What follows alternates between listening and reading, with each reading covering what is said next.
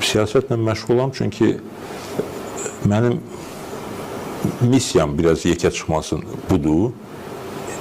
Siyasətlə millətimizə, xalqımıza xidmət etməkdir və eyni zamanda da mən fikirləşirəm ki, problemli olan xüsusən ölkələrdə hər bir düşünən insan siyasətlə məşğul olmalıdır.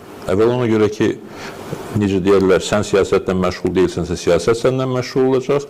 İkincisi ona görə ki, düşünən insanlar siyasətlə məşğul olmayacaqlarsa, onları düşünməyən, yaxud düşünməyə bacarmayan insanlar idarə eləyəcəklər. Ki biz onu görürük. Bu səbəblərdən mən siyasətlə məşğul olmanın tərəfindəyim və siyasətin içindəyim.